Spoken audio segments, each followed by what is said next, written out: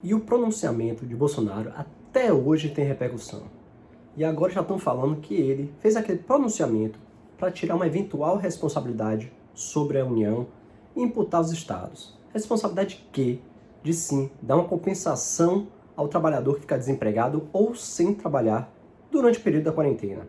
Ele liberou o trabalhador a ir trabalhar, forçando os estados a manter a quarentena e assim comprar briga com a União, para depois, caso seja necessário, uma compensação financeira, ele falar, ó, a culpa é dos estados, a minha parte eu fiz, eu falei para vocês voltarem a trabalhar. Quem não deixou foi o estado, então vá cobrar do seu estado essa compensação financeira. E aí já estão criando teses que ele fez só por causa disso. Na minha singela opinião, não sei se foi só por causa disso ou se realmente é como eu falei no vídeo de ontem. Ele está favorecendo a economia em detrimento da saúde da população. E aí vieram me falar, Thiago, mas teve o H1N1, que também foi uma pandemia e não teve nenhuma restrição, nenhuma quarentena, nenhuma alteração no trabalho da pessoa. Sim, concordo, deveria ter tido. Um erro do passado não justifica um erro no presente. Deveria ter tido lá também. Evitaria de matar pessoas. Mas não queira comparar o H1N1 com o coronavírus de agora. Em 3 meses, o coronavírus já matou quase o que o H1N1 matou em 16 meses. Ou seja, a proporção de morte é muito maior em menor tempo. Então, assim, não queira comparar H1N1. Errou no passado de não ter feito a quarentena, poderia ter reduzido o número de mortes, não fez, aprendemos. Agora, todos os países estão aplicando a quarentena. Devemos continuar aqui no Brasil.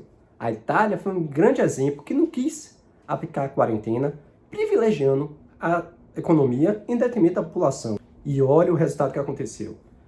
Virou epicentro da Europa, um novo epicentro do coronavírus, e depois disso, que aí resolveu tomar as medidas de saúde, como a quarentena, entre outras. E para tentar amenizar o discurso dele, o Bolsonaro sugeriu o isolamento vertical. E aí vieram me perguntar o que seria isso. Basicamente, é você isolar aquele grupo de risco. Os idosos que têm doenças já pré-existentes no corpo e aqueles que já têm algum sinal do vírus. Para mim, essa solução não é viável 100%. Vai ajudar no início, vai ter até um isolamento daquele grupo de risco, beleza, vai proteger no início. Mas depois, eles vão ser contaminados pelos seus entes próximos. Essas pessoas dependem de outras. Um idoso não pode ficar sozinho, isolado do mundo. Tem idoso que tem necessidade do filho, do parente mais próximo, para ali ajudando, trazendo comida, fazendo compra. Então ele vai ter contato uma hora do dia. Não adianta você isolar somente essas pessoas, porque eles não podem ter contato agora. Mas depois de um tempo, com certeza, vai ter algum tipo de contato e pode ser fatal para essa pessoa. Agora, uma grande polêmica novamente de Bolsonaro. Agora que as igrejas, os templos religiosos resolveram suspender seus cultos em prol da saúde coletiva, Bolsonaro decreta que loteria e religião são serviços essenciais, ou seja, estão enquadrados naquela lei anterior dele que não podem fechar, não podem deixar de ser postos à população. Agora imagine aí, a maioria das pessoas religiosas aqui no Brasil são idosas. E com certeza, algumas delas vão procurar os cultos, por causa da religião que ela tem, por causa da fé que ela tem. Ela tem que cultivar a fé dela indo aos cultos. Certíssima. Ocorre que, nesse culto, as pessoas ficam muito próximas umas das outras.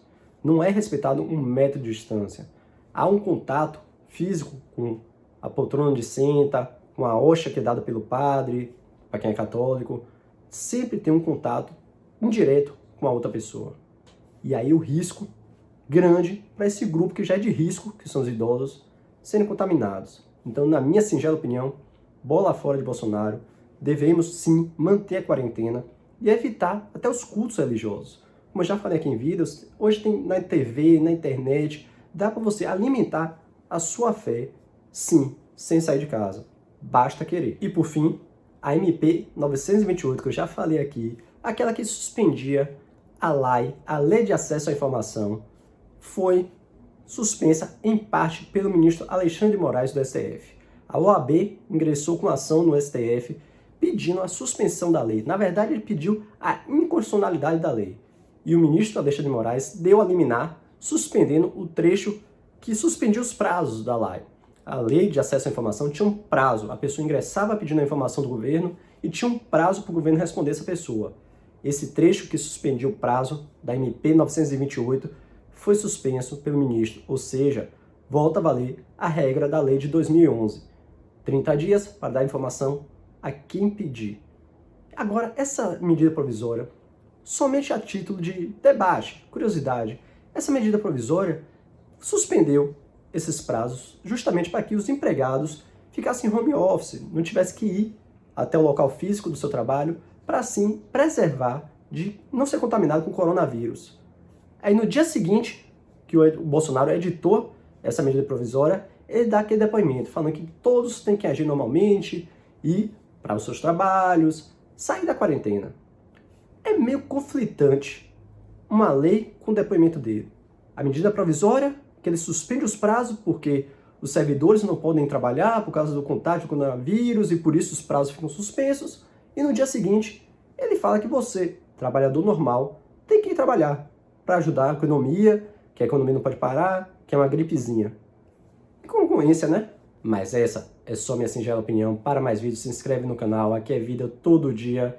Se você gostou, deixe seu like.